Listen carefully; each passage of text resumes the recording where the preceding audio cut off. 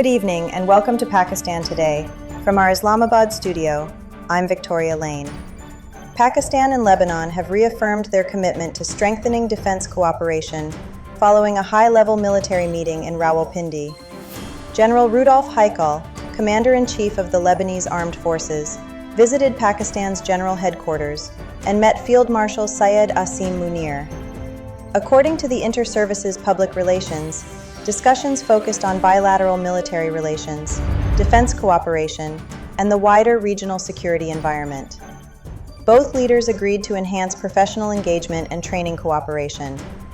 Field Marshal Syed Asim Munir reiterated Pakistan's commitment to expanding defense ties with Lebanon, while General Haikal praised the professionalism and operational capabilities of the Pakistan Armed Forces and acknowledged their contribution to regional and international peace. Moving to developments at the United Nations, Pakistan's permanent representative to the UN, Asim Iftikhar, has warned that the rise in terrorist attacks inside Pakistan poses a serious threat to both regional and global peace.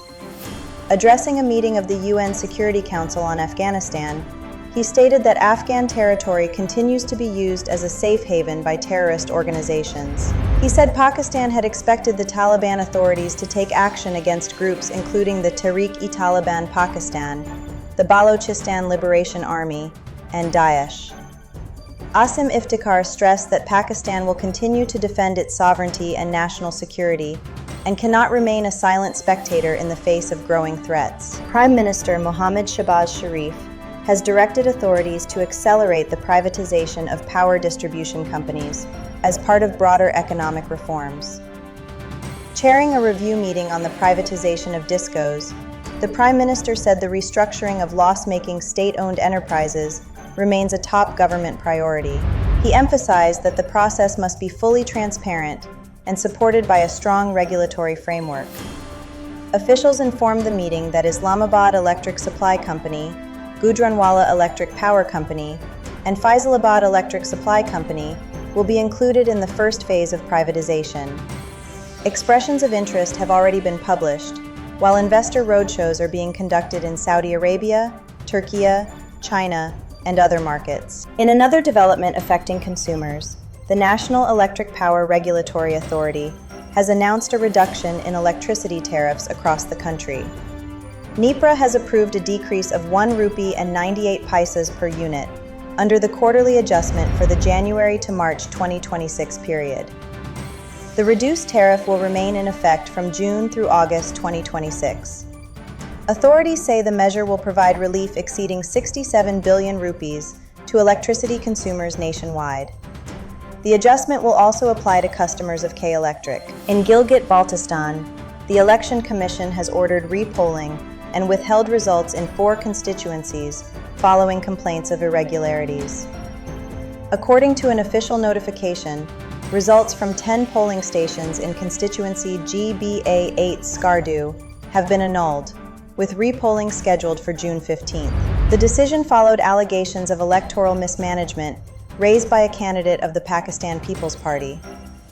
Results in GBA 15 Diamer 1, GBA 16 Diamer 2, and GBA 17 Diamer 3 Durrell have also been withheld.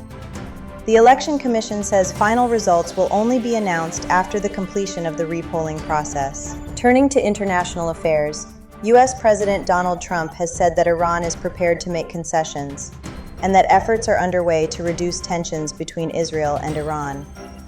Speaking to the media, Trump said he may present a proposal for an agreement with Iran within the next few days. He claimed that both Israel and Iran have agreed to avoid military action against one another for a week, following discussions with Israeli Prime Minister Benjamin Netanyahu. Trump said the United States is nearing a strong agreement that would prevent Iran from obtaining nuclear weapons, and reiterated that diplomacy remains Washington's preferred path forward. Meanwhile, Iran's permanent representative to the United Nations, Amir Saeed Iravani, says Tehran and Washington continue to engage through diplomatic channels in an effort to finalize an agreement. Speaking after a Security Council meeting, he said discussions are ongoing, but that a final draft has yet to be completed. He added that ceasefire arrangements and broader regional issues remain under consideration.